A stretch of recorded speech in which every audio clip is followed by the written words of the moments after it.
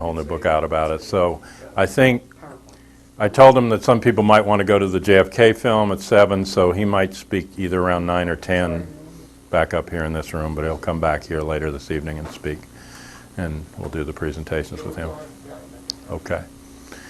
So this is actually I was just going to ask about it. Is there a shuttle to go over to the movie? I think we can arrange a shuttle if there's some people. If people come down to the lobby about 6 o'clock, I'll talk to them before about getting a shuttle over there, but I think we can. We like people to give a gratuity to the driver just to thank them for, because... The film, the JFK film, is that the Oliver Stone film? The Oliver Stone film, and they're showing it at the Texas Theater where Oswald was arrested over in Oak Cliff. So some people, I think, wanted to go to that, and we'll try to have a shuttle from the lobby here down to it and bring people back later.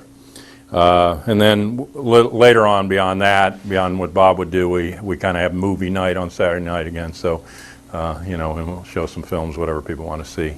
We've got a wide variety of them here. So, but this is the 14th annual meeting of the Coalition of Political Assassinations here in Dallas. And we were formed basically to get the JFK files loose to implement the act, which was sitting in limbo in '92. And by '94 they still hadn't done anything since it passed, so we had larger conferences, but we've tried to bring the best and most responsible work forward, and also to highlight the good work that's done by independent researchers that don't necessarily have a book out and they haven't been heard of, but they've done great work. And so we've that's been our primary purpose, and we're nonprofit but not tax deductible. But appreciate donations because that's what we run on. So I'll start with Rex Bradford, who is a longtime researcher and who combined, again, sort of new technology. You saw stuff, if you were here earlier, with Ben Rogers, of putting stuff online, and Rex really started some time ago working with Jim Lazar at AARC and some of the other groups, and knowing how to scan things and put things into computers, and so he's been working more recently with the Mary Farrell Foundation. That's what we'll talk about today, but it's really a sort of turn in terms of these archives that are now becoming paperless and online and accessible and searchable, and research itself is it's so different than when I started researching in the late 60s, and I'd have to go into a library and sit in a little alcove with the 26 volumes and read the books and, no index, make notes. So it's just a world different to be able to touch a button and say, look up all the references to this. And there are some even more interesting engines than the kind of general index searching, and I think maybe you could talk a little bit about how you've developed algorithms for yours, but there's one for the 9/11 research, for instance, called Vivisimo, Vivisimo.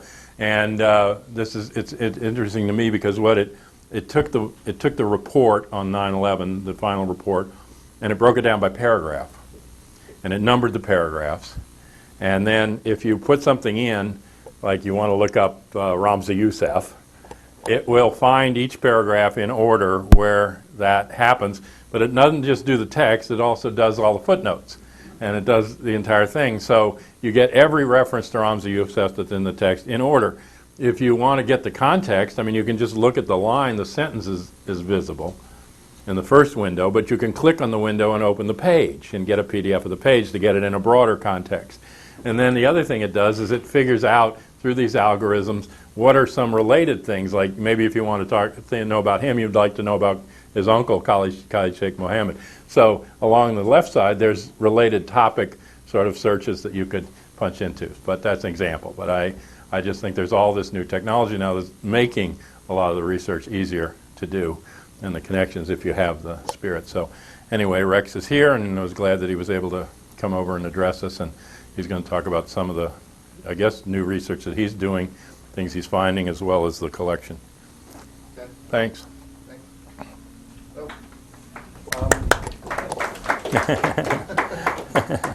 Thanks. And actually, it turns out I haven't had any time this year to do original. Do you want the mic, or are you okay, you think?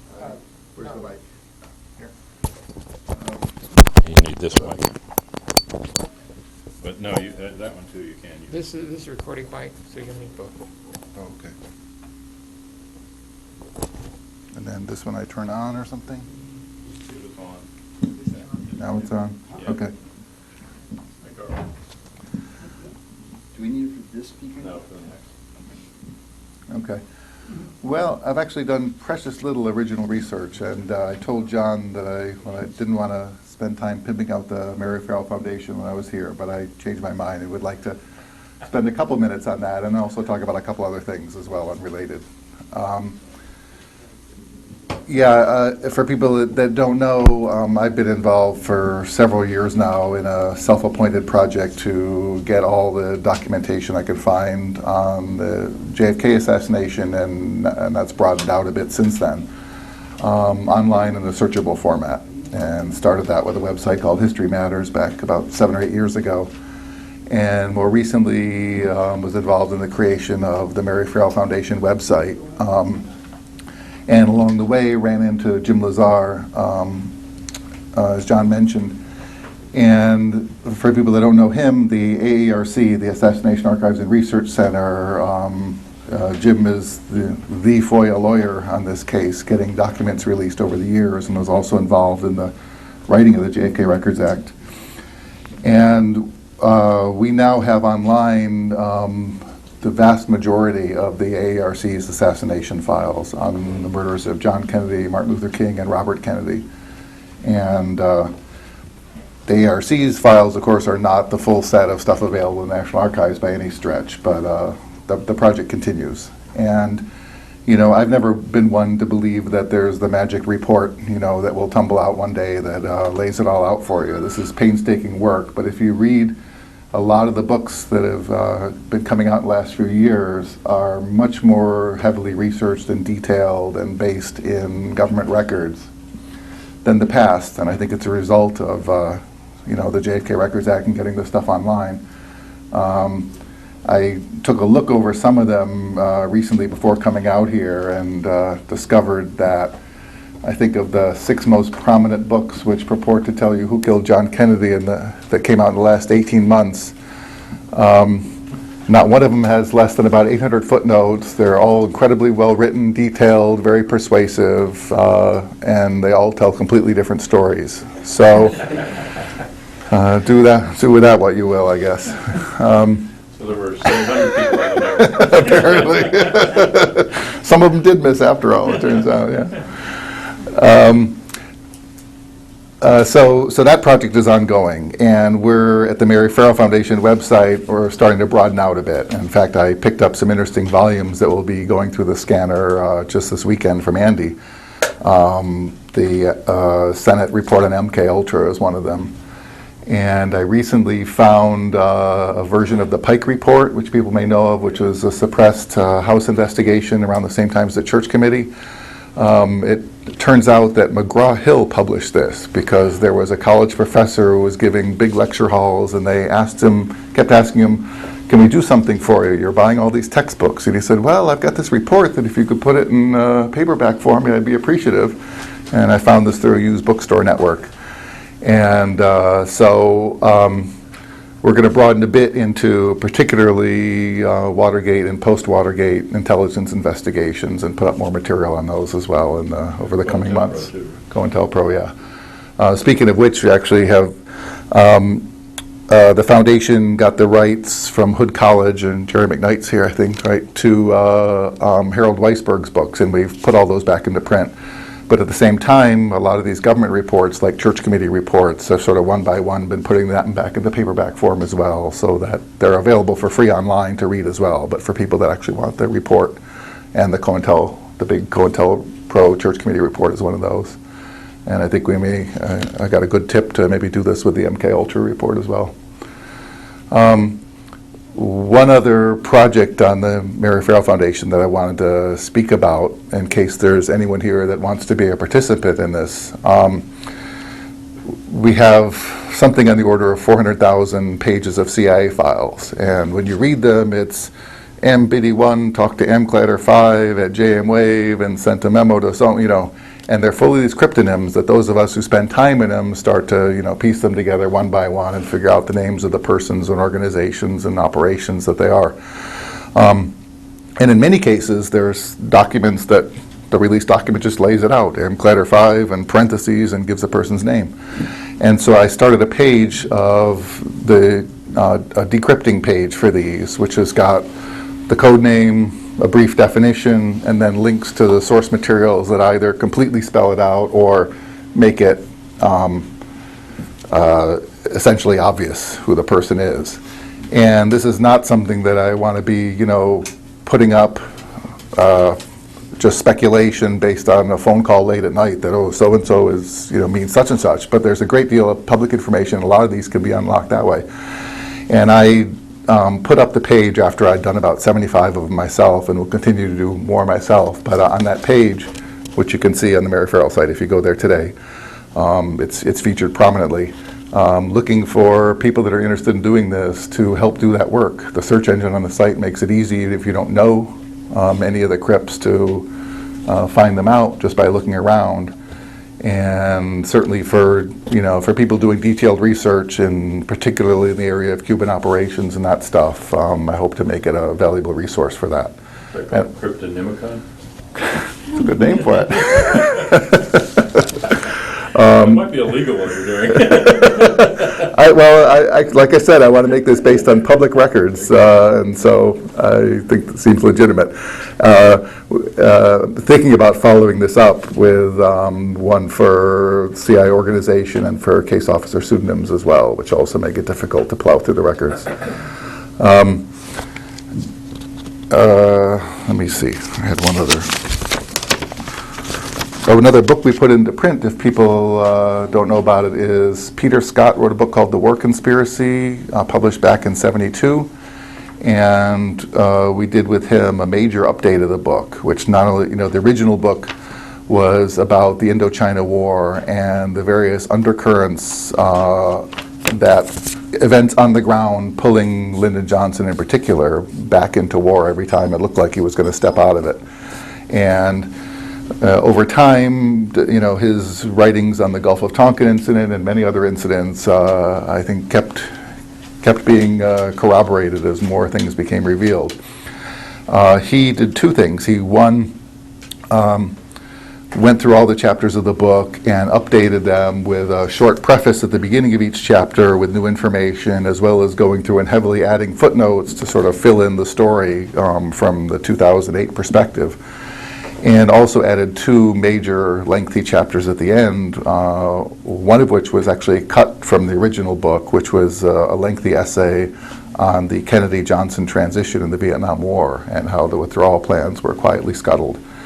And the other is a major lengthy essay, which I think is a version of it is available online as well, not quite the same, on parallels between the Kennedy assassination and the events of 9/11. He comes up with about 13 or 14 aspects in common, ranging from obvious things like the ensuing war that followed afterwards, to more subtle things like the instant identification of suspects and so forth. And it's a very interesting essay that people might find. So we put that book into print.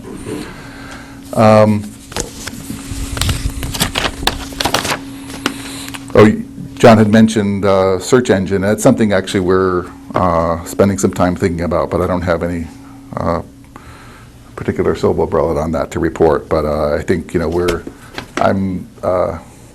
my background is computer game programming, and I've been steeped in technology for a long time, and we're certainly looking for ideas to try to take these dusty records and bring them to life more.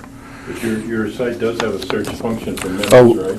We have a search function. We've actually opened it up slightly. I should say every single page of this 1.2 million pages is available freely.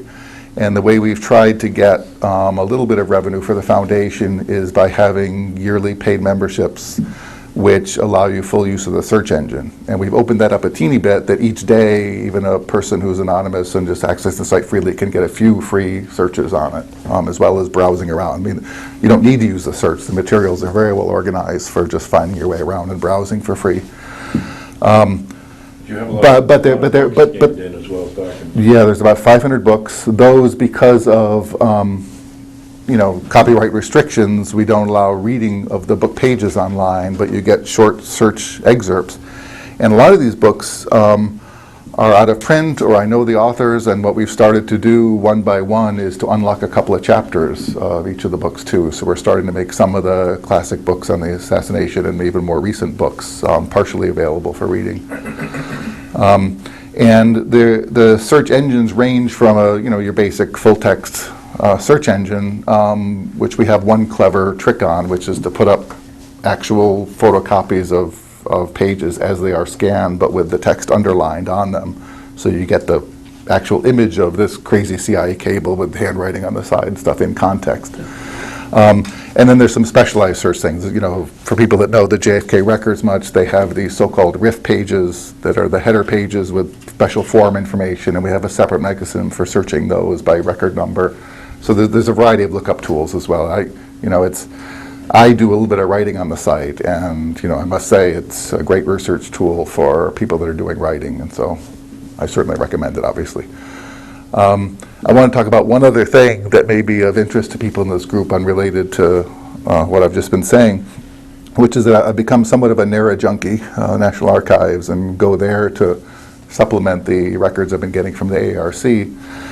And I last year started to look around to see what was happening, if anything, with the 9/11 Commission's papers, and stumbled across on their website a PowerPoint slides that was for an internal presentation where I think it was a year ago last summer, there had been some plan, the 9/11 Commission itself stated that in January of 2009, which is nearly upon us, that records from their commission would begin to be released. This is unlike the Warren Commission, where at least a pretty large encyclopedic portion of stuff was out within 2 months. This is a quite a bit longer delay, but nonetheless, that was their intent. About a year and a quarter ago, the National Archives took something on the order of 5,000 pages of memos and decided to do a test pilot project for this upcoming declassification wave they intended.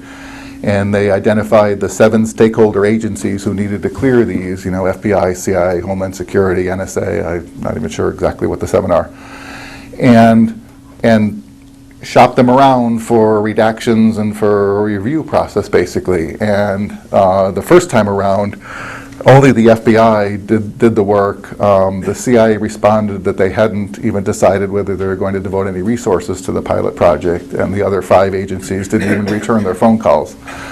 And then that changed a few months later, I think, and they got a bidder review, although basically they were getting the word from the agencies that it's way too early, you people are crazy. And I don't know what happened to change that, but I was on the phone with a woman who works with National Archives who's managing this project now. And their intent is that on January 7th next year, the first 300,000 to 400,000 pages of materials from the 9/11 Commission are going to be publicly available. This is through, I forget the exact name, it's the legislative, because the 9/11 Commission was created by legislation, it's the legislative side and not the special access and FOIA staff, which handles JFK and Nixon and those things. What I learned was that this is culled from what was presented to me as on the order of 1 million pages, roughly. So this is certainly a portion of the materials they have that they're going to do in this first go-around. I expect there'll be more, but what the schedule is, no one knows. I certainly don't. They also have a fair number of multimedia materials, including audios of interviews, and unfortunately none of that is going to be in this first go-around. And that's particularly a shame because apparently they transcribed almost no interviews. They had taped a lot of them. So there will be mostly memos of meetings and conversations and not transcripts per se, the first time around anyway. It's apparently organized by their teams, and I didn't learn much about the organization, but at some point between now and January 7th, they said that they will be putting a detailed finding aid up on the National Archives website. So if people are interested, they should check there often and look for that.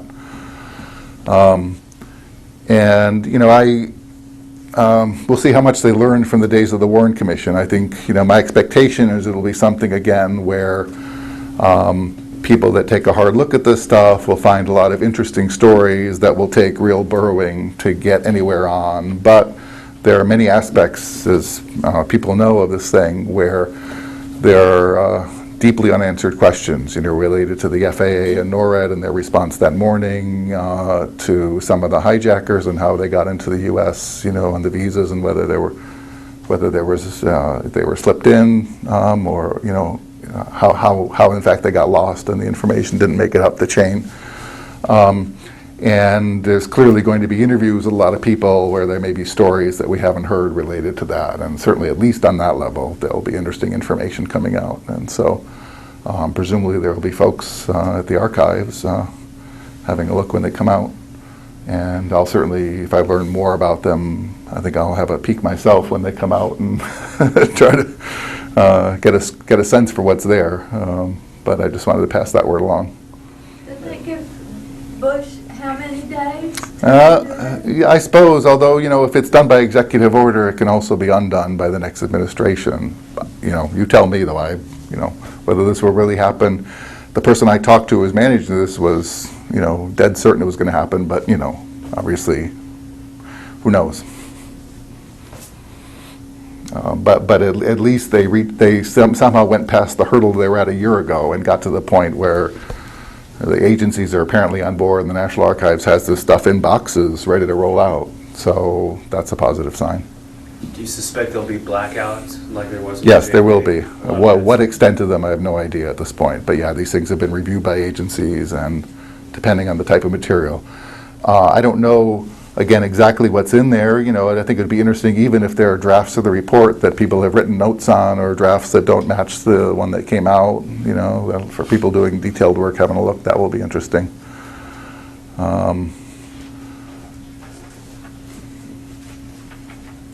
Anyway, thanks.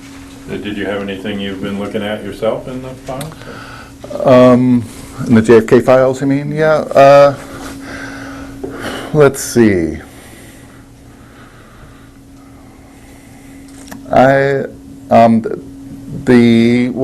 What I've been doing, mostly in the last year is shoveling material up and sort of glancing as it flies by in front of my face in the scanning system.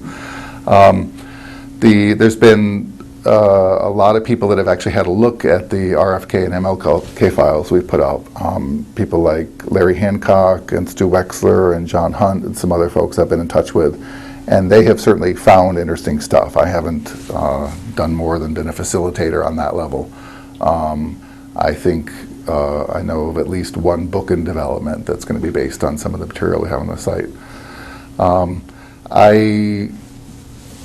What I've probably spent the most time, although I think I talked about this last year, so it's been a while, is I'm particularly interested in the CI records, things like the so-called Oswald visit to Mexico City, the AM World records, which are about a project which has been interpreted by Lamar Waldron, if people have seen that book, as a Kennedy coup plan. The records themselves are not, it's a complex story. The records themselves are not quite that, but they're interesting nonetheless, in that there's a lot of stuff in the files about 1963, about operations against Cuba. It's been long known that exiles were being moved offshore in the spring of 1963. Manuel Artime, in particular, one of the prominent exiles, was moved to Nicaragua. What we now know is that there was serious funding level for people like this. Artime got a lot of money. One of the memos is very interesting. It was never clear from the public record a long time ago to what extent this was actually funded by the U.S. government managed. I mean, people suspected a great deal. But now we find even memos from his case officer saying, and on your way out to Nicaragua, it would be a really good idea if you badmouth the U.S. a bunch as they're handing him millions of dollars. So there was, at the same time that the Kennedy administration was clamping down on Cuban exiles, doing raids from Florida and Louisiana, they were moving people in offshore and funding them at a pretty aggressive level to keep up their work. Now, what the purpose of this remains somewhat unclear. There were clearly in the summer of '63, the Amlash assassination plot was still in full gear, and there was certainly one of the things that came out of the records a few years back was a lot of Department of Defense contingency plannings for a coup in Cuba. And so at minimum, there are continuing assassination plots. Some of them, it's still unclear to this day whether the Kennedys were involved in them or not. And there was clearly contingency planning. There was even this very strange stuff. There was contingency planning for if American officials were assassinated, mostly thinking in terms of abroad, in relation to the Cuban project. A lot of it was very hot, and the amount of records we have now point to the fact that we still don't have them all. This Emerald project, sort of, there's hints of a lot more going on. And for people that, are doing some of the detailed work, I don't have any big answers, but there's a lot of interesting clues in them. One example is that Manuel Artime, again, who was being a very well-funded exile as part of this project, there's memos I saw where safe houses in Mexico City are being set up in the summer of '63 for him to be able to go in and out of Mexico quietly to meet with who? David Phillips, who shows up all over our story in Mexico City as well. And the case officer for Artime is a guy named Henry Heckscher, who we learned a lot more about, who shows up in our story a lot. Nobody had hardly heard his name before, but he was fairly big in the Guatemalan operation in 1954, and the people from that operation show up all over again in our later stories. And it puts Henry Heckscher together with Phillips, who is somebody who appears a lot in the JFK assassination story, particularly in the disinformation aspects of the plot post-assassination. And I was talking with Dick Russell, who was interested that at one point when he was talking to Richard Case Nagel, the man who knew too much, that I believe, I'm not sure I have this straight, I believe it was when actually, I think it was when Russell had talked with Veciana, and Veciana told him, Veciana was a Cuban exile who gave the story to Gaten Fonzie of having seen Oswald in the company of David Phillips in a building in Dallas in September of '63. And Veciana had said that he had seen oh boy, is Dick here? I'm sorry. I think the basic story is that Veciana had papers with the letters HH on them that were very prominent that Russell saw at one point. I hope I don't garble the story too badly. And he, is this Howard Hunt, H.L. Hunt, and the light dawned on Dick Russell in reviewing all this stuff that's Henry Heckscher as well. And I'm sorry, it was Nagel who had these papers, and that was one more confirmation for Russell about this story, and he even believes, for people that know that story, that a guy named Bob, who was Nagel's case officer, was HH as well, Henry Heckscher. And so I guess my overall point here, it's been a bit rambly, is that there are a lot of interesting leads on connecting some of the players here, and Henry Heckscher is one of them. But the larger answer is no, I've been too busy typing computer programs and running the scanner to learn anything in the last year. Sorry. Thanks.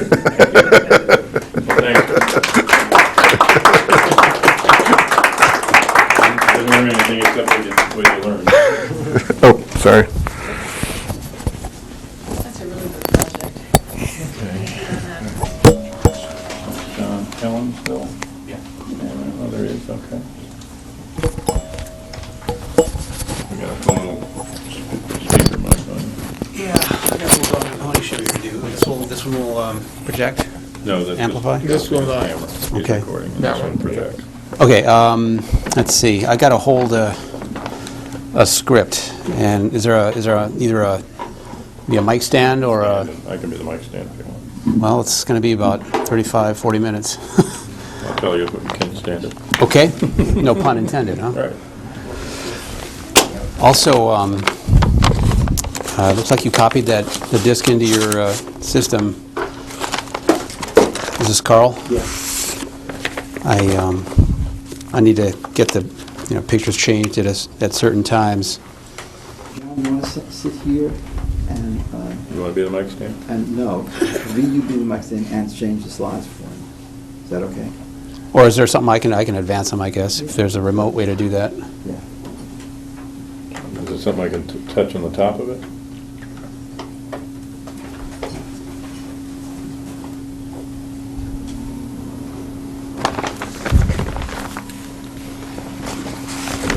dim the lights a little bit, I guess. Oh, you're just, sorry.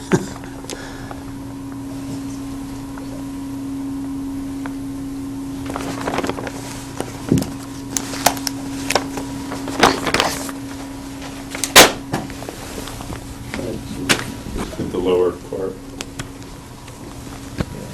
Oh, how am I, what's my, Yeah. Okay. did I bring a bottle of water up here?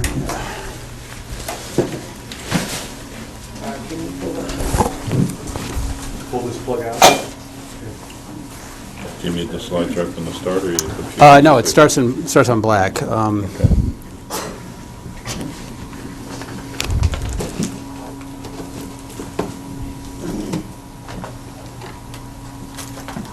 Sorry. We'll get this straightened out momentarily. Due to technical difficulties.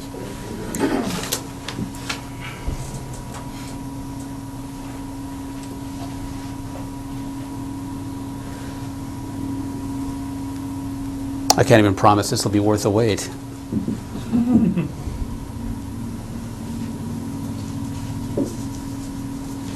Okay. So that's I don't need that one up immediately, but the first slide is black. Right. So But that's also, for those who don't know, John Kelin, he did a magazine for many years called Fair Play, longtime researcher, and he has a recent, very nice book out in praise of the early researchers who worked on the Kennedy case.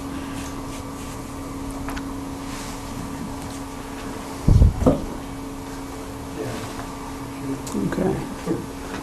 Can we back it up? Yeah. Just one. Okay, thanks. So here, you're going to do this yourself? If it's workable, Yeah, this is back and that's forward. okay. Can you reach it? I think so. It might be a little That's awkward, backwards, but right. and that's forward. Okay. Left, right. I can do that, I think. I might have a little difficulty. I think I can manage it. I haven't memorized this, but everybody hear me okay? That's Is that gonna? You know what? I think I'd rather have it dark. And although is that going to screw up his video? Are you videotaping? Wait 1 second. Maybe one of those little lights over there. Yeah, there you go. Yeah, we might be able to turn the headlights on if Got these things working at cross purposes. he does that. Is going to put it forward. If you wanted to stand over there, we can have you Okay. without affecting the screen. Well, then I'm going to be too far away from this Okay, to. well, then we could do it across.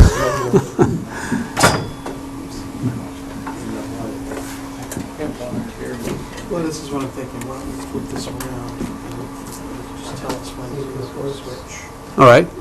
I've got a second copy of this if you want to read along and follow the bouncing ball. It's fine. That's very good. It's still up on the screen though. Yeah, first slide came out pretty good. Well, yeah, if we put something up there, then we can see if it works there. go. Yeah, okay, good.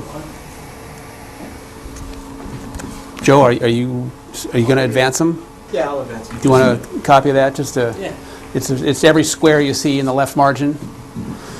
That's all you need to know. I put a word or two about what the slide is, but really, if you see a slide, advance it. Gotcha. So, okay, I think we're ready. So, good afternoon, and thank you for being here. My name is John Kelin, and I will be talking this afternoon about those who came before us in the Kennedy case, the earliest critics of the Warren Report. I frankly don't know whether I can tell you much about the assassination itself that you don't already know, but I do hope to give you a sense of continuity and the sense that what we do makes a difference. It's been 45 years now since President Kennedy was assassinated, and 44 years since publication of the Warren Report. And it's been 43 years, by my reckoning, since the first assassination skeptics, if you will, gathered in a manner not unlike the way we're gathered here today. These earliest critics have had an enormous impact on public opinion over the years, but today few people know their names. I hope in some small way to change that and to give them, to get them the credit that I think is their due. And toward that end, I've written a book entitled Praise from a Future Generation. I've been interested in the first generation critics for a long time and have been seriously researching them for about 9 years. In fact, what really pushed me along was meeting Vince Salandria here in Dallas at the 1998 COPA conference. Vince delivered a memorable speech that night, and he later gave me most of his assassination-related correspondence, some of which became the raw material for much of my book. Am I S-ing, popping my P's or anything like that, or hissing my S's? You may already know that criticism of the lone gunman scenario began before the Warren Report was even published. At first, much of this criticism was slow in reaching the American people. What most of the media said was that Lee Harvey Oswald did it, and did it alone, because he was a malcontent and because he was nuts. Sound familiar? The line hasn't changed much over the years, even though public opinion surveys consistently show that most of us still don't buy it. But some criticism of the lone nut story did reach the public, even in 1963, and I want to mention just some of it as I begin. Within a week of the assassination, Mark Lane had written a 10,000-word defense brief for Lee Harvey Oswald that he sent to the Warren Commission, which had just been established and was just barely beginning its work. Lane was a practicing defense attorney and former member of the New York State Assembly, and incidentally, another of the speakers at COPA 10 years ago. His 1963 defense brief was published as an article in the December 19th issue of the National Guardian. One of Lane's early concerns was the overwhelming publicity that would have made a fair trial for Oswald all but impossible. Of course, it was a moot point since Oswald was murdered while in police custody. Lane wrote that it was unlikely there was a single American community where 12 people could be found who did not presume Lee Harvey Oswald had killed President Kennedy. He urged the Warren Commission to appoint a lawyer to represent Oswald's interests during the course of its investigation. Lane's National Guardian article was unusual enough to interest the New York Times, which published an article summarizing Lane's defense brief also on December 19th. This is a detail from that article. I brought one of those red laser pointers and it broke, so I can't highlight the things I want to highlight as we progress here. So I don't know how well you can read this, but the lead sentence says, a former New York assemblyman has urged Chief Justice Earl Warren's investigating commission to appoint a defense counsel for Lee H. Oswald in its inquiry into the assassination of President Kennedy, end quote. Sounds pretty reasonable to me, given that guilt or innocence in the United States is determined, at least in theory, by trial using an adversarial system. But of course, Oswald was dead. So the commission took the position that they were conducting an investigation and not a trial, and therefore Oswald would not have any representation. Later, the commission backed away from that position and appointed a man named Walter Craig, then president of the American Bar Association, to, and I quote, advise the commission whether, in his opinion, the proceedings conform to the basic principles of American justice, end quote. Another early critic, Sylvia Marr, later scolded the commission, saying it should not have required a reminder from the head of the Bar Association that an accused person has a fundamental right to self-defense and the benefit of reasonable doubt, even posthumously. She noted further that the most memorable intervention by Walter Craig or one of his representatives was to ask a question hostile to Oswald's interests. Mark Lane said that Craig's lack of familiarity with the most elementary facts of the case was quite obvious. Around the time that Lane's defense brief was published, the New Republic ran an article called Seeds of Doubt by Jack Minnis and Stoughton Lind. The article asked a couple of the most basic questions in this case. How did Lee Oswald shoot President Kennedy in the throat if he was firing from behind him, and how did he get off 3 shots with a bolt-action rifle in just under 6 seconds? Soon after this, French journalist Leo Sauvage, the American correspondent for a Paris daily newspaper, had an article in the January 2nd, 1964 issue of The Reporter. In it, he described the case against Oswald as, and I quote, an incoherent conglomeration of circumstantial evidence, end quote. A few months later, writing in Commentary magazine, Sauvage wrote, to the unbiased, critical mind, the case against Oswald is a tissue of improbabilities, contradictions, and outright falsifications. I think one of the most interesting and important articles from this early period was written by Harold Feldman and published in The Nation in its January 27th, 1964 issue.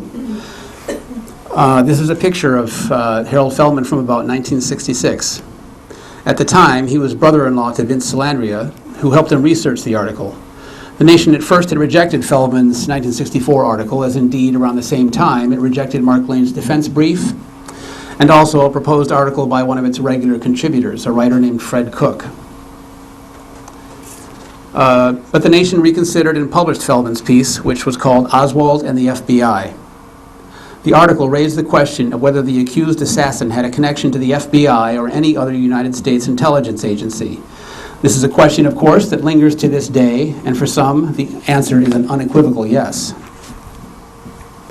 Thomas G. Buchanan, an American living in Paris, wrote a series of newspaper articles that were published in France and eventually gathered into a book called Who Killed Kennedy? Joachim Yosten, and I still don't know whether I'm pronouncing his name right after all these years, wrote a book called Oswald, Assassin or Fall Guy. Both Buchanan and Yosten's books, both those books appeared before the Warren Report was published and were hamstrung by the lack of reliable data on the assassination. But a shortage of reliable data, I think, has always been a problem with this case. In addition to those already mentioned, the first-generation critics that I've been researching include Harold Weisberg, Maggie Field, Ray Marcus, Shirley Martin, and here in Texas, Mary Farrell and Penn Jones Jr. I hope that most of these names are at least familiar to you, although you might not know very much about them. All of them were part of what's been called the greatest generation.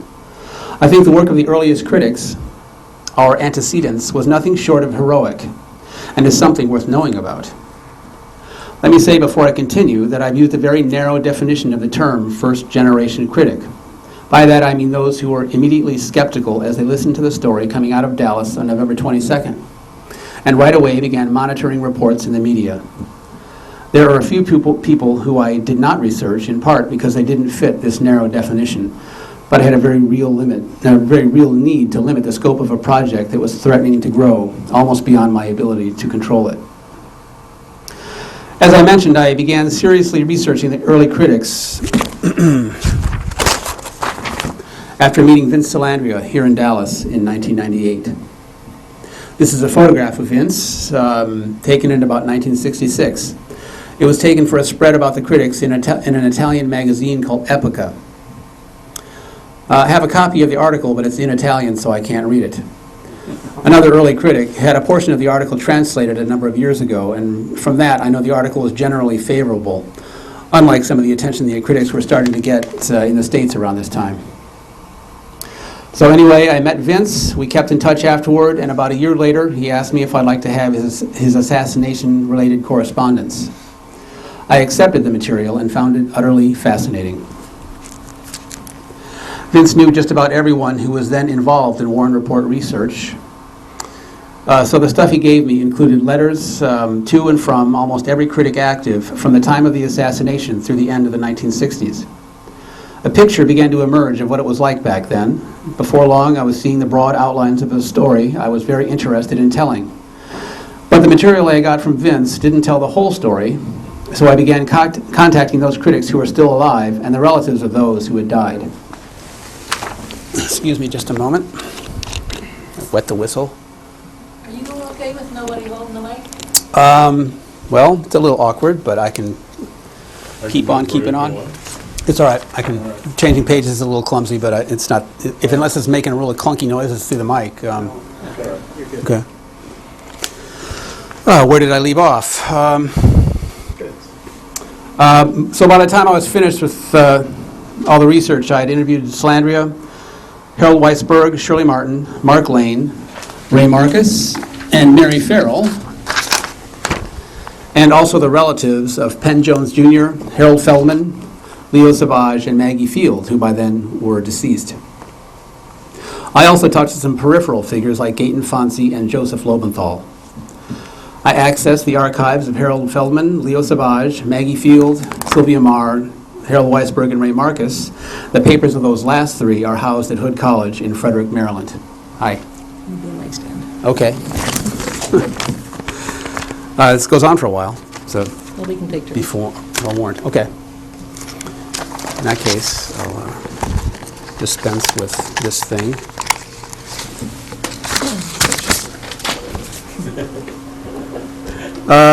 So So I spent a long afternoon at the Midlothian Mirror looking at newspapers from as far back as November 30th, 1945, which was the first issue of the Mirror under Penn Jones.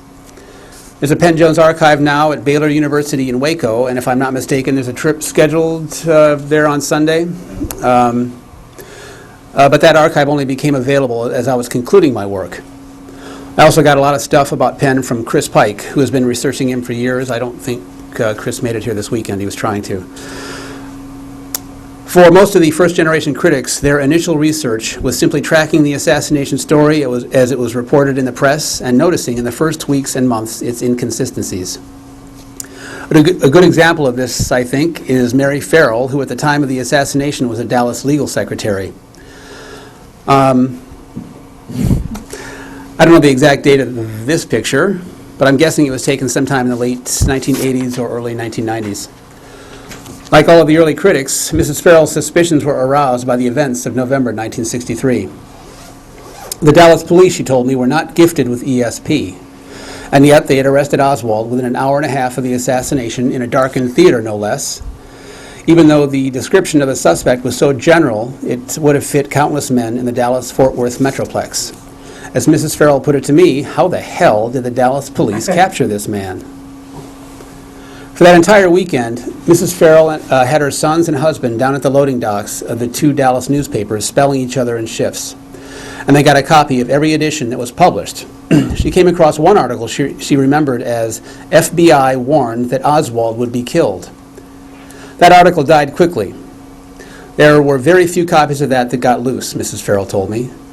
She may have been referring to a Dallas Times-Herald article from November 25th, 1963, reprinted by Penn Jones in Forgive My Grief, Volume 3. This article was headlined, Anonymous Call Forecast Slaying During Transfer, and says, if you could read it, the self-appointed executioner of President Kennedy's accused assassin was the materialization of a blunt warning issued police hours earlier, end quote. Mrs. Farrell once told Sylvia Marr that a dealer told her that only 3,000 copies of that edition of the paper were printed. This same dealer offered her $500 for her copy, but she told him it wasn't for sale. Mrs. Farrell went on collecting virtually everything about the case she could find. By the time of her death, nearly 5 years ago, she had amassed an incomparable archive and database. In Los Angeles, Ray Marcus also began tracking the story in the media. This is a picture of Ray and myself taken in Los Angeles one day last spring. After my schedule became overcomplicated that day, he was kind enough to drive out to the hotel where I was staying, and we talked in the lobby for a couple of hours. My book was done by then, and I'd already interviewed him many times. He'd already described to me how, on the day of the assassination, his suspicions were aroused after authorities announced, excuse me, a little kind of dry here.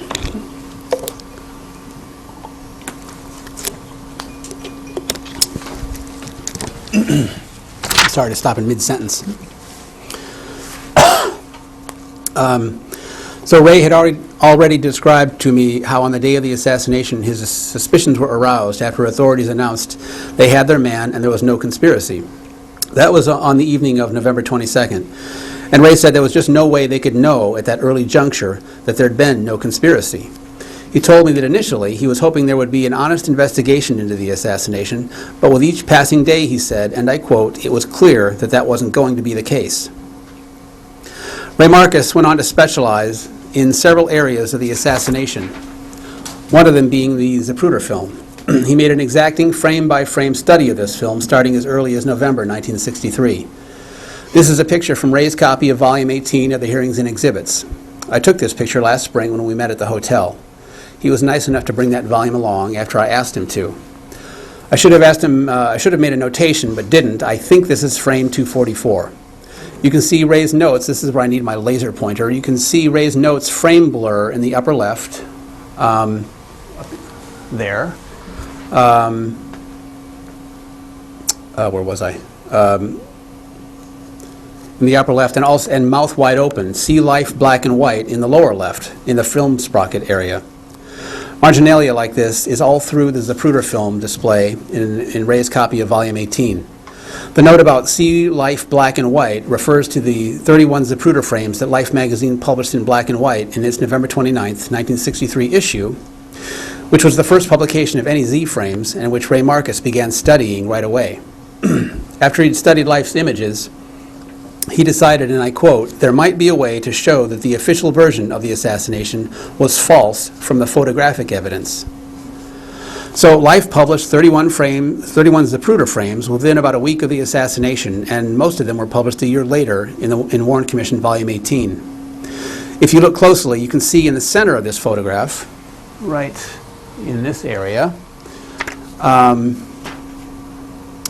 at least I could hope you can see it, a rectangular patch around JFK, Jackie Kennedy, and John Connolly. This is where Ray took a razor blade and sliced out the center portion of the image. He did this to a number of frames in Volume 18 and had them professionally enlarged. These, in turn, were mounted on cardboard in their proper sequence. Afterward, he taped the sliced-out details back into the volume. Nowadays, we can do this sort of thing, this sort of enlarging, with a computer and imaging software, but this was the state of assassination research in 1964 and 1965. Ray Marcus's, how's your arm doing? All right. Okay, Ray Marcus's other principal interests were the Mormon photograph and Commission Exhibit 399, the so-called magic bullet, about which he would write an important study called The Bastard Bullet. This is a picture of Ray in 1966, also from the Italian magazine Epoca, in which he's surrounded by some of his research materials. If you look closely, you'll see in the lower left a panel with some of his mounted Zapruder film frames. There were a lot of questions just after the assassination about how many times the president was hit and where his wounds were located. It's incredible even now to realize that there have never been any definitive answers to those questions. Harold Weisberg said this was inexcusable, and in his book Whitewash wrote, "This was not a Bowery bum, this was the President of the United States." The neck wound was first reported to be one of entry, but later became an exit wound. On December 6, 1963, the New York Times reported that autopsy surgeon James Humes said he was forbidden to talk. This image here is the second to last paragraph in an article about the FBI reconstruction of the assassination. This is the critical detail, which, if you've never seen before, is certainly worth a look. The final paragraph of this article says that while most witnesses at first cooperated with reporters, they stopped after being interviewed by the FBI. The first mention of a back wound was not made until December 18th. Sylvia Marr said later that while reports to the location of President Kennedy's wounds changed, one thing stayed the same, and that was that Lee Harvey Oswald was the lone assassin. When facts came in conflict with that thesis, she said, it was the facts and not the thesis that were changed. There were other inconsistencies that the first-generation critics noticed, of course, back in late 1963 and into 1964. There was a lot they didn't know, but what they did know was that something was wrong. I mentioned Harold Weisberg a moment ago. This is a picture of Harold that I got from Hood College in Frederick, Maryland, which is not too far from where he used to live. As I mentioned earlier, his papers are now housed there. Harold Weisberg, of course, is the author of the Whitewash series of books, most of which he originally published himself. The first of the series, he told me, was written in about 1 month's time, which is a remarkable achievement. Whitewash was finished in early 1965. Weisberg wrote at some length about the difficulties he had getting the book into print. He said in its preface that numerous American publishers considered the book, and some expressed real interest in it, but ultimately turned it down. He quoted a few of the rejections in his preface, but he endured many more. This one, which I think is fairly representative, is dated September 7th, 1965, which was not quite a year after publication of the Warren Report. And this is, again, I need my laser printer to show you the exact where the sentence picks up. But what struck me about this letter is the statement toward the bottom, and I quote, "It seems to me that there have been too many books done recently about the subject, and we would be very hesitant to take a chance on it," end quote. These things usually come down to money, of course, but at this point in time, the grand total of books with critical analyses of the Warren Report that had been published in the United States was 0. The Buchanan and Houston books were both out already, but they were written and published before the report was done. The grand total of books with critical analyses that had been published outside of the United States was 1. And that was Leo Sabage's book, The Oswald Affair, which at the time was available only in France and in French. So it's hard for me to accept this comment to Weisberg as honest. In any case, this publisher and many others turned down whitewash. The real breakthrough period was the summer of 1966 with the appearance of Ed Epstein's inquest, Mark Lane's rush to judgment, and the American edition of The Oswald Affair. Harold Weisberg self-published whitewash during this time, and in December 1966 it was issued as a Dell mass-market paperback.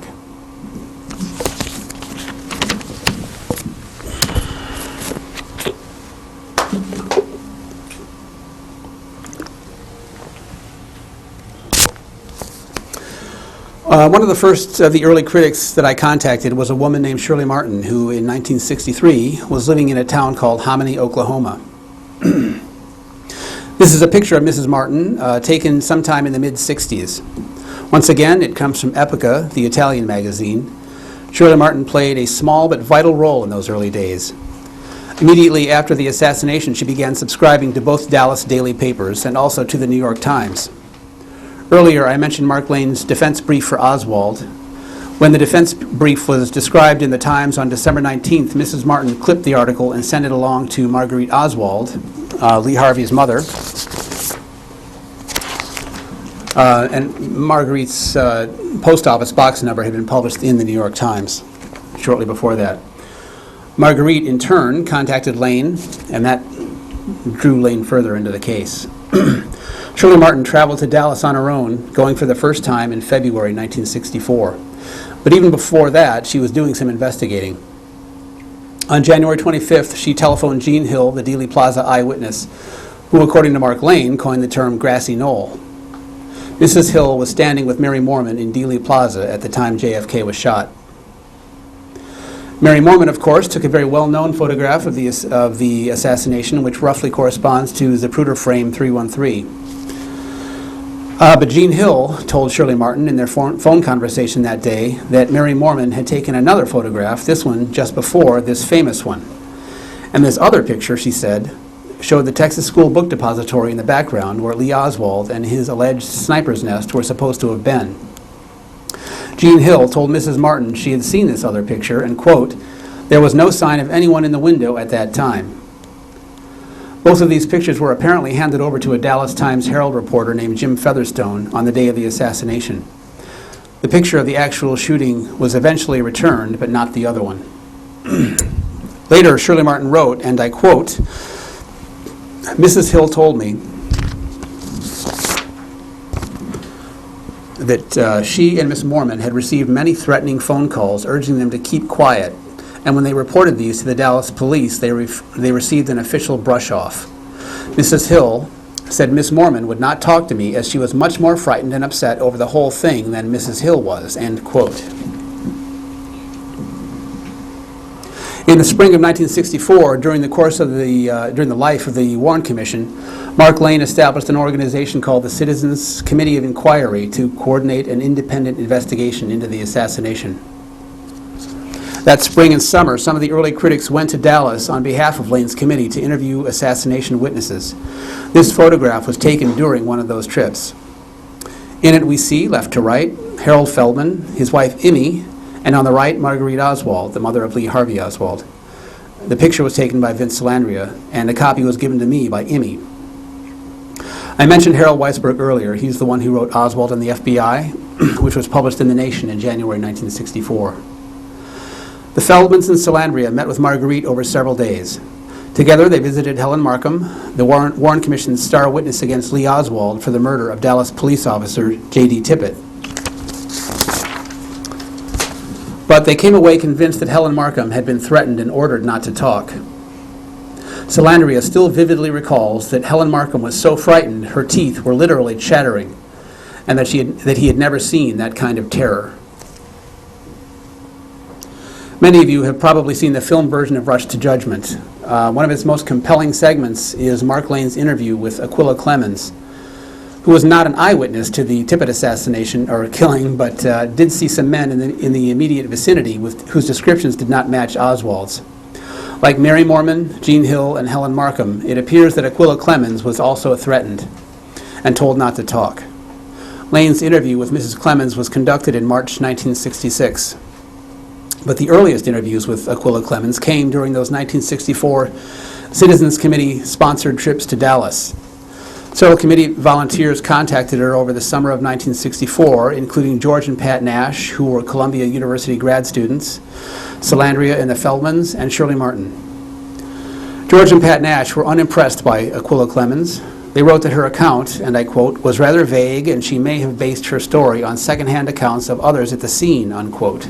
Unfortunately, the Nashes did not say why they doubted her.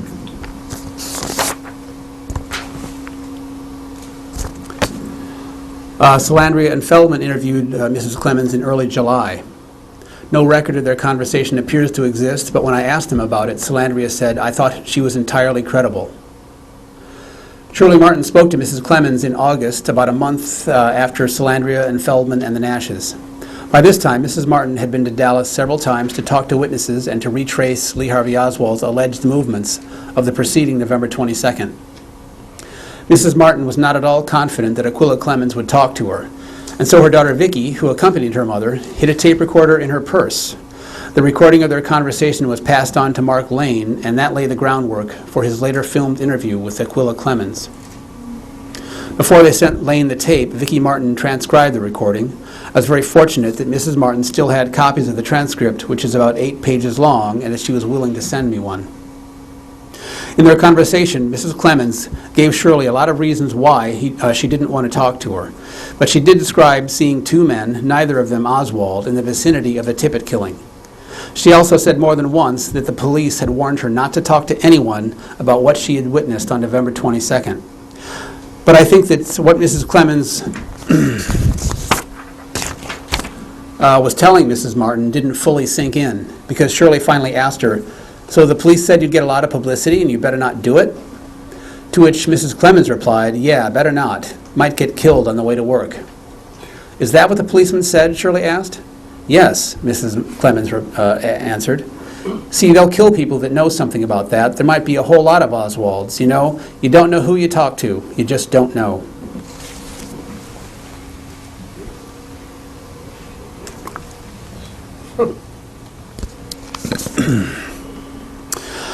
I'd like to tell you now a little bit about what, as far as I can determine, was the first in-person meeting of the critics, a meeting not unlike what we're engaged in today.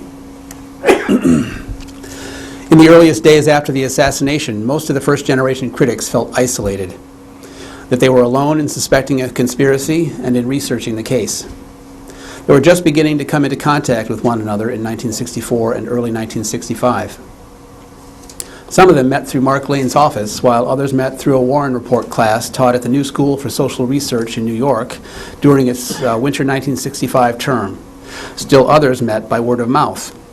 There were a lot of long-distance telephone calls and exchanges by what today we think of as snail mail. By the summer of 1965, late summer, a few of these critics began suggesting that the time had come for them to get together to trade ideas and points of view. This finally happened on Sunday, October 3rd, 1965, in Sylvia Marr's home in New York. Since the spring of that year, Mrs. Marr had been in contact by mail and telephone with Maggie Field, a Los Angeles critic. Mrs. Field was one of several early critics who helped Mark Lane prepare for a debate with Warren Commission staff attorney Joseph Ball in December 1964. I don't know how familiar the name Maggie Field is today. This is a picture of her was taken during the mid-1960s. Her good friend Ray Marcus says that of all the early critics, only 4 had complete mastery of the Warren Commission's 26 volumes: Mary Farrell, Sylvia Marr, Harold Weisberg, and Maggie Field. Mrs. Field developed a book called The Evidence and even got a publishing contract for it with Random House. But Random House broke the contract in 1967, and unfortunately, Maggie Field's book has never seen the light of day. Her book was based on a series of collages that she put together, which she always called panoplies. I was able to see the originals a number of years ago. I didn't count them, but I'm guessing there are at least 50. No single panoply can be representative of the entire bunch, of course. Her objective in putting them together was to show a non-student of the assassination at a glance the defects in the Warren Commission's case. Over time, she made more, but originally, Mrs. Field made a panoply for each of the Commission's major conclusions. This particular one says in the upper left there is for Conclusion 3. This is a detail from that same panoply. The Commission states we see, right, I can't reach, right up there, that paragraph there at the top. Although it's not necessary to any essential finding of the Commission to determine just which shot hit Governor Conley, there's very persuasive evidence from the experts to indicate that the same bullet which pierced the President's throat also caused Governor Conley's wounds. This, of course, is the single bullet theory. And that single bullet, I'm sure you all know, is Commission Exhibit 399. But Mrs. Field shows that all you need to do is compare 399 to CE 856, an identical bullet test fired through the wrist of a human cadaver. The Warren Commission attributed multiple wounds to pristine 399, which we see on the left there, of those two bullets, while showing us mangled 856, which had caused but a single wound. What's wrong with this picture? Maggie Field didn't leave it at that. There is additional supporting testimony on the left part of this panoply. In the interest of time, I'm not going to belabor the point after all these years, since we're probably all way past that. Although if anyone wants to see these, I've got still a hard copy of this, and I'll show it to you later if you want to see it. So Sylvia Marr and Maggie Field were getting to know each other, long distance, and by the late summer of 1965 were keen to meet in person. As luck would have it, Mrs. Field would be passing through New York within a few months, so the date of this first critics meeting was built around that. Of course, one of the limitations of this meeting was geography, and for the most part, those who came either lived in New York or not too far away. So Ray Marcus in LA, Harold Weisberg in Maryland, Shirley Martin in Oklahoma, and the Texas critics, none were able to come. Those who were able included Vince Salandria, Leo Savage, Joe Lobenthal, who taught the New School course that I mentioned a little while ago, a man named Thomas Stamm, and Edward J. Epstein. Jones Harris was hoping to come, but ended up canceling. I was able to reconstruct much of this meeting through correspondence and through Sylvia Marr's detailed notes. The main purpose of the meeting, aside from the critics getting to know each other, was to exchange ideas and information. As it turned out, photographic material presented by Maggie Field, a draft of an article read by Salandria, the comments offered by other critics, all were merely a prelude to Ed Epstein. Epstein was an unknown commodity to most of those present, and in time, some would come to distrust him, a phenomenon not uncommon in this work. But at the time, Epstein seemed like a godsend, because much of what he had to say confirmed what many of those present either suspected or had already concluded. At this time, Epstein was a doctoral candidate from Cornell. He was not studying the assassination itself, but rather the government's response to a crisis. Somehow, he'd gained access not only to many of the Warren Commission attorneys, but to most of the former commission members as well. Only Senator Richard Russell and Warren himself had not granted him interviews. Today, what Epstein had to say in Sylvia Marr's apartment is old news. But at the time, his remarks were, to quote Sylvia Marr, utterly startling. As she commented to Maggie Field, it's hard to believe or to understand why he was permitted to see so much. Perhaps Epstein's most shocking revelation concerned the Warren Commission's final days. This is how Sylvia Marr recorded it in her notes. As late as September 1964, there was a series of panic memoranda from counsel saying, "Alas, it's all over. There's really no evidence against Oswald. It's finished. The case has fallen apart." All these panic letters went to Assistant Counsel Howard P. Willens, who had the job of patching up the hole in the case, which each time he managed to do. Epstein also said the commission members, after issuing their report, had come to a gentleman's agreement not to break ranks and discuss the case publicly. But they were furious with Gerald Ford, the former commissioner and future president, who, in spite of the agreement, went ahead and published a book on the case called Portrait of the Assassin. All of this, to the early critics, was pretty exciting stuff. And that, as far as I can tell, was the first time any first-generation Warren Commission critics got together to exchange ideas. Unfortunately, the meeting ended in an argument. Sylvia Marr and Leo Savage against Epstein and Thomas Stamm. It started when Savage said that in trying to refute any weaknesses in its case, the Commission only made parts of it more vulnerable. As an example, he cited the Commission's effort to prove that the police description of Oswald had most probably originated with Howard Brennan around 15 minutes after the assassination. This, Savage said, raised a far more serious issue. If Brennan's eyewitness observation of a sniper in the book depository's 6th floor window came at 12:45, why didn't police go straight to that window? Why was the sniper's nest not discovered for at least another 15 minutes? Sylvia Marr was in total agreement with this. I find it impossible to consider it inconsequential, she said, that neither the Warren report nor any witness relates the search of the 6th floor southeast corner to the eyewitness reports of a man at a window in that location. Epstein and Stamm, on the other hand, said it was perfectly understandable that in the chaos and confusion, the police did not seal the book depository building promptly or go straight to the 6th floor window. As if that were not enough, Thomas Stamm infuriated Sylvia Marr when, she wrote in her notes, he reversed himself and reversed himself again, indulged in absurd arguments, and made insulting statements to both she and Savage. Things became so heated that Marr told Stamm he was crazy. As she wrote in her notes, I think he is, at times, and on this subject, just about paranoid. No one would budge from his or her position, so the meeting ended on a sour note. Thomas Stamm said later that as far as he was concerned, the critics were spending too much time on a close analysis of the evidence. What they needed to do was put it all in a political context. The sum total of all the research done by all of us acting individually had demolished the Commission's case, he said. He was still miffed about the argument when, a few weeks later, he observed, my suggestion that it was necessary to explore motive and the political genesis, context, and aftermath of the assassination was regarded with scorn.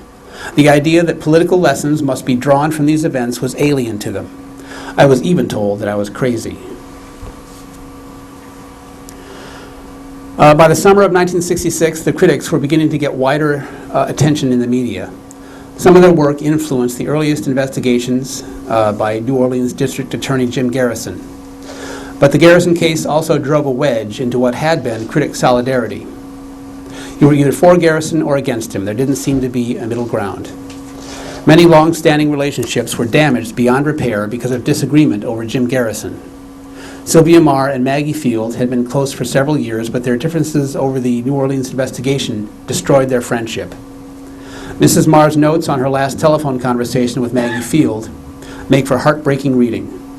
Suffice it to say that after agreeing to disagree, the two hung up on each other, and as far as I can tell, they never spoke again.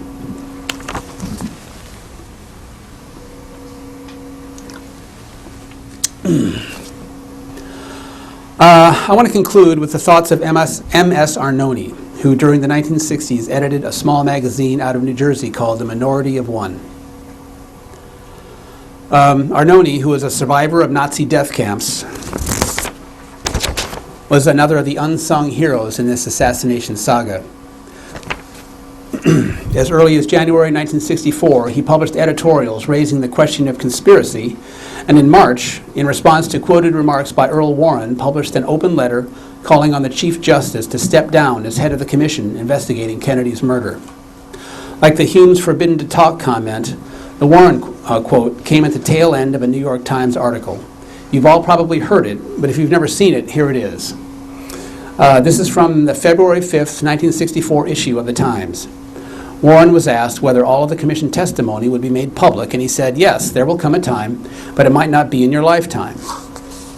In his open letter, Arnone responded by saying, we think your primary duty is to discover the truth, whatever it is, about a tragic national event, and to tell the truth to this generation.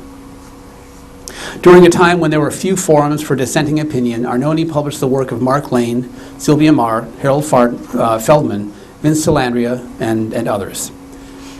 In the summer of 1966, he ran an editorial praising the earliest assassination critics, and 40 years later, that editorial inspired a title for my book. I will read just one portion. There are in our midst exceptional people whose minds can think and not merely calculate. and whose intellects maintain no neutrality as between truth and falsehood. From among these people come a few independent researchers, journalists and writers, amateurs and professional, who've been making no less than heroic efforts to unravel the answers to how, why, and what for John F. Kennedy was felled. They do not know whether their investigations lead to good or bad results, yet they act out of that incorruptible human inquisitiveness that accounts for all progress. To them belongs the praise of future generations. One day there may even prevail an appreciation that had the nation shared the moral fiber of these few individuals, catastrophic developments to ourselves and other nations would have been averted. Thank you. Thank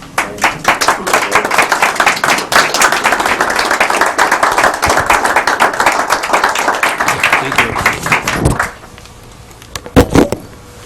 I know my mentor, Mae Brussel, was also in correspondence with Maggie Fields and a lot of the early critics, and started her work right after the shooting. Got the Warren Commission volumes as a Christmas present the year they came out, and began cross-reference indexing them, but didn't have a book out, so not as well known as some of the people at work. Did you run across any connection to Mae and what you looked at? I saw very few references to her. Unfortunately, there's very little about her on any public record, and I certainly know of her. And apparently she did have, you mentioned her, an index. Whatever happened to it, do you know? Well, I have a extant copy, but most of her records are with a woman in Sonoma, California, but I don't know what their provenance is at this point. But were her personal effects a matter of some disputes? Well, she made an agreement on a recommendation of mine that I continue a research center for her, and I opened up in Santa Barbara, or not Santa Barbara, I'm sorry, in One that was the mayor of, what was it? she lived in Carmel, but I was in, I'm not remembering even the city. It's just a beach town right there, like a little further up the coast from Carmel. It's where you come down out of the mountains. No, it's up coast. It's next, like the first beach thing you hit south of San Francisco. I don't know why I'm remembering. I lived there for a year and a half, but it's just Not Big Sur, isn't it? no. It's but anyway, she wanted it close, and there's a university there, part of USC system. So she thought that Santa Cruz. Yeah. She thought that she would have some support there. In fact, I couldn't even get 4 students together to form an organization to have a campus meeting or anything. They all were whale watching and I don't know what, but she had a professor that liked her there, but he was gone by the time she died. But she had asked me to preserve the collection. I rented a place on her suggestion. The family cut the funds off from me after the first month. She had promised to help fund it for a year, and they just told me she changed her mind, and I raised money on my own and kept it going for about a year and a half. There was contention by other people that knew her. Dave Emery was quite hostile to me having it, although he had no plans for it himself, and eventually I just couldn't sustain it. Another friend of hers said that he would store it, and I regret to this day that I didn't just hire a truck, a moving company, and get it out of there, because the stuff around it was, I wasn't done in by intelligence agents, I was done in by stupidity agents. But, she wanted it to continue and continue to be an active research center. But she had 46 4-drawer filing cabinets filled with her clippings. She clipped 15 newspapers a day, 150 periodicals a month. She read 300 to 500 books a year. She broke them down in a weekly radio show, and all those shows now you can get for $50, like 785 of her shows from the Mae Brussel.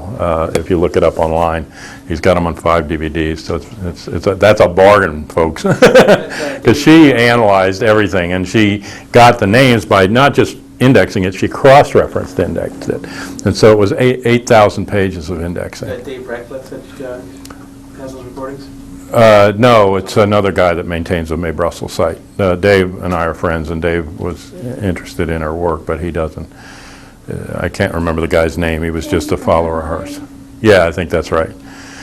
So what became of all the material? Well, the material just eventually, there was an attempt to open it up at a place in Santa Barbara that Patrick Foreman was involved with, and then that fell through. And at that point, this Republican woman, who's sort of right-wing but a conspiracy researcher, who lives in Sonoma, had it moved up to her house. And beyond that, I don't know, really what happened to it. But there were about 6,000 books and all the recordings, and then her correspondence, of course, and that indexing. She didn't like the indexes that Marr did, and she thought she left a lot out. But May was an early critic, and we've tried to at least honor the critics, and we have a Sylvia Marr Award, is what we call it, for COPA, and over the years we've given it to some of the, to Weisberg and to Penn Jones and some of the early critics. So I'm really impressed by and like the work you did, and glad that you do honor them, because they were, they came back from the front lines and blew the bugle and said, something's wrong here. And, Vince Salandria has a great book, if you don't have it, about false mystery, where he contends that we were meant to believe, that there was a conspiracy that let us know without giving us all the data. That, in other words, the cover story was meant to fall apart. It would hold long enough in the beginning to get people off the track, but it was a transparent conspiracy, so that the message to us was, yeah, we killed him, what do you want to do about it? If we can kill the president, we sure as hell kill you. We can cover it up at the highest level, and shoot him down like a dog in the street, and you can't do anything about it. And that was, that was Vince's take on it. And he continues to follow it, and there's email groups and things, but their work, which I ran into early on, I read Rush to Judgment, and that was the first thing that led me to the commission volumes. And then I found Penn Jones in the Antioch Library, and then I found out about May just around the time of Watergate, and I found we were going the same direction. But I corresponded with her, and then really she became a mentor to me. So it's a tremendous collection that ought to be seeing the light of day, but it's lost to public access at the moment. What happened to this Maggie Fields, I think. She died in 10, 12 years ago. She had some material too. The panoplies that I mentioned, last I knew, there's just been a recent wrinkle in that. About 2 months ago, her daughter, Gwen Field, called me out of the blue. I hadn't talked to her in a while. And she said, do you know who Jim Mars is? I said, well, I don't know him, but I know of him. I know who he is. And I described a little bit about him. She said, well, I'm on my way to meet him right now. She was calling on her cell phone. And she was on her way to her daughter's house. Her daughter is, Gwen's daughter is an actress named Ida Field. There was some TV show a year or two ago called Back to You. Did you ever see that? I was meant to see it. I never did. I felt guilty about that. But she was on that anyway, because it was canceled. But so she's an up-and-coming actress, and she's dating some guy named Robbie. Somebody I never heard of, but apparently he's a big international, except in the United States, singer. Robbie somebody. I never heard of him. I can't think of his name now. Anyway, so somehow these panoplies ended up at Robbie what's-his-name's house. And Robbie Jim Williams? Mars was, might be. Is he from South America, or? No, he's from England. He's an enormous international pop star. Well, it's probably the same And it's guy. just I don't know why I kind thought of so. absurdity that he was. Well, it could, yeah, it's weird. I don't get it. And Jim Mars was on his way to see it, and I thought, oh man, what's good? Because I'm like, I'm not a relative. I have no vested interest in this really, but I think this is really valuable material, and I don't want it to get lost. Yeah. And I'm like, what the hell's it doing at this guy's house, and what's Jim Mars going to do with it? And, Well, sadly, so many of these materials have been lost to history. Holcomb Heston, who you mentioned earlier, he had not just written about the Kennedy assassination. He had written. He worked for King Feature Syndicate. He was both German and U.S. citizenship. He said he would testify to the commission, and they asked the CIA whether he was reliable. And the CIA took out their files, and the only thing they had on him was the files that they had brought over with their Nazi compatriots from the SS, and the SS said he wasn't reliable, so they said that he shouldn't be able to testify to the commission. But he had exposed fascism, and that's why he understood the thing so soon. He had written this great book earlier on at the end of World War II called They Call It Intelligence, about the international networks. Now, to be fair, Yeltsin did have a police record. He'd fallen afoul of the Gestapo. Yeah, Right. So right. His political background includes opposing Hitler. I mean, that's Yeah, right. No, And they have then they have a Nazi named Otto Winokur pulling the report together. Rudolf Otto Winokur was brought over from the Army Historical Division. General MacArthur had brought several of the key historians for Hitler to the United States, covered up their Nazi past, and buried them at the Army Historical Division. And Rudolf Otto Winokur and another guy, Arthur Goldberg, from the Historical Division, brought over on a temporary duty order to actually write the Warren Commission report without reference to the staff investigations. And when I first went into the stuff that was available in the archives beyond the stuff that was printed, there were notes from all the staff members saying, where does he get this conclusion? Where's this line from? What's the documentation for this? A line-by-line critique by the investigative staffs of the report, but they had to have unanimity, as Warren said, and so they put the report out. Similarly, there's disclaimers on everything that's been released from the 9/11 investigative staff by Zelikow, but they did bring them over. And Arthur Goldberg, he's in his 90s now and finally about to retire this year, just retired, but he was still there in the Army Historical Division, and he is the primary author of the 9/11 attack report on the Pentagon. This guy that helped with the Warren Commission report all those years before. But I just think, it was the early critics, like what I was going to say about Helcom Heston's stuff is he had all of his articles, and he wrote about the mob. He did a book with Sid Feeder about Lucky Luciano, and he wrote about all this stuff, and he had this tremendous collection in his basement. And when he died, Mae Heston figured nobody was interested in his stuff, and she told the realtor to clean the basement out, and it's gone. There was another guy that liked his writing style. He wasn't so interested in the Kennedy assassination, and she had given him some of his truth newsletters and the books, like Dark Side of Lyndon Johnson and Fall Guy, and he ended up with sort of, the house collection of that stuff, and wasn't interested in it. And I met the guy by chance up in New Jersey and bought it from him. But that's part of the reason I want to do the Museum on Hidden History, is to capture some of the researchers, and not just the old generation, but even the middle generation now. Many of us have materials and things, like Lyndon Barston last night was saying, that he has files, and his wife wants him to get them out of the garage. So, I mean, it's that kind of pressure, and just people don't know what it's worth, and it just goes down the tubes. But I think, your book will be an aid, at least, in letting people see that there were these courageous and brilliant analysts from very early on that really never got the attention and praise that they deserved. Did you find out what Jim Merz is doing with them? He was apparently, I did happen to talk to him last night, and he said he wasn't all that interested in it because he's advanced. He's got his own theories. He's still advancing, trying to advance the story as he sees it, and Maggie Field's work. So these panoply stopped, by mid to late 60s. Well, maybe, there is an Assassination Archive and Research Center in D.C., and Jim Lazar's thing, and could be preserved there. I've got suggestions to Gwen Field about what to do with that stuff. I mentioned Hood College, I mentioned Baylor. Yeah. I didn't think of the how many A's are in there, the Lazar Center, and but that would be another likely destination. Yeah, Mike.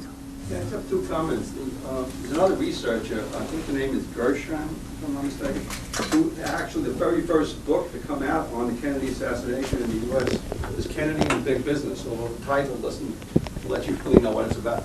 Apparently the title was put on before the Kennedy assassination, and most of the book appears to be written prior to the Kennedy assassination, but the last quarter of the book or so is all on the assassination itself, and I know it's somewhat ignored by a lot of people. People aren't aware of it. Apparently, there's a very limited edition, although I have 2 copies at home. Also, one other thing regarding the warnings to the Dallas police that we know now Ruby made the night before he killed Oswald. although the Dallas Morning News was the first, perhaps the only newspaper that had an article about it, both CBS and NBC aired those warnings just prior to Oswald being killed, and then, of course, it disappeared from the air after that. But both CBS and NBC had that, so it was out there. They were, I know Maggie and these early critics were also newspaper clippers, and Right. that was, and May's radio show, May Brussels' radio show, was called World Watchers because she wanted it to be, she told me she wanted it to be like Weight Watchers. And she thought that there would develop these sort of coffee clatches of housewives who would clip, you know, in their own papers and then send her stuff and send it around. And it didn't quite get to that, but when she started then reproducing the tapes and putting them out every week, along with a fact sheet of, you know, where she got the sources, the articles that she was relying on for the analysis. And she was making the connections because she knew all the players by having done the indexing each week. And so I got a group together to listen to those tapes and reproduce the sheets. It wasn't like maybe 7 or 8 people, but every week we'd come together and listen to my Brussels stuff. So I called that the Brussels Sprouts, so she always liked that. And she told me I got the fishing prize because nobody else was getting anybody together to do it. But they're still worth listening to. She predicted Reagan would be president 10 years before, and everybody was laughing at her. She called Mary Jo Kopechne's parents 3 days before Chappaquiddick and said, "They're about to kill your daughter." She passed a note to Rose Kennedy in Los Angeles 5 days before the Robert Kennedy assassination saying the people that killed John are moving on Robert. She said finally that she was so excoriated for being a conspiracy theorist that she ought to say she was a psychic. And then she would just predict the things, and she'd be, you know, loved like Gene Dixon, who predicted all 3 of the major assassinations. But Penn Jones, in his continuing inquiry, printed a picture at one point of Gene Dixon hanging around with H.L. Hunt. And he said, "Do you think that H.L. Hunt, a guy as rich as H.L. Hunt, has to go to a cheap 2-bit psychic to find out what's going on?" He said, "Don't you think it's the other way around?" And but they were all very much individuals. It doesn't surprise me they were fighting because they were all very individual people. I mean, and they had their own perspectives and, you know, their own backgrounds, how they came to it, and what led to the skepticism. And there were early attacks on them. There was this book, Scavengers and Critics, Tim Lewis, and based on an investigation by Lawrence Schiller, who keeps showing up in attack mode. Yeah, Richard Warren Lewis, right. And Philby Martin referred to them collectively as Schlewis. Lewis. And, you know, but they were very interesting and brilliant people, and they caught on, you know, early and had a nose for it. And I think that May was also like that. Wasn't her forte she clipped back? Well, I suggested that finally to her. I said, "May, we know the characters now so thoroughly," because I'd be sending her new stuff all the time. And I can remember I would call her up and I'd say, "May, did you see this?" And she'd say, "Oh, my aching ass," and start laughing, you know. And it was just, but I said, "We know the people. So what we really should do now is go back to November 26th, 1963 and start clipping backwards. Because now that we've got the cast of characters and we understand it, they weren't covering their rear end as well before the event as they had to afterwards. And so we really should take advantage of that." And I did that on 9/11 and began to find things immediately by going backwards even in the first week of what was happening. It was revealing. So I recommend it. Unfortunately, a lot of newspapers are destroying their morgues. They have what they call a clipping morgue, and what that is the newspapers would actually clip 2 copies so they get all the articles, and then file them by what they were about or the people that they involved, you know. And so a reporter, if they wanted to do any work, could go to the clipping morgue and say, like, who is this person who's just breaking back in the news, and get some background. Although they teach journalism now as just that's not journalism. Journalism is just to report the instant thing that's happening then and not put any context to it. So, you know, but the reason, you know, I say to May, the reason we have to take the newspaper apart and put it back together that way is that they don't give you any context. So how to read a newspaper is that you really have to pull it back together. But now they think that this has taken up space, so some of them have just been dumping the morgues. We've got convinced, like the New Orleans Times-Picayune was going to dump theirs, and we convinced them to put it in the New Orleans library. So some of them are in libraries, but a lot of them are just being dumped into the trash. And you know, they'll defend it saying, "Well, we have it on microfiche," but that microfiche is the way the paper was in the beginning, so you're like taking all the clippings and taking them out on the file and pasting them back together into the paper, which is ridiculous. I mean, then you'd have to start the whole work all over again. So all the benefit of the clipping morgue is lost, and some of it is digitized and searchable, but that only goes back to a certain date. And so it's hard to find it unless you have your own filing system, which May did. She cross-filed everything and had these thousands and thousands of clippings all in order, and tracked not just the assassinations,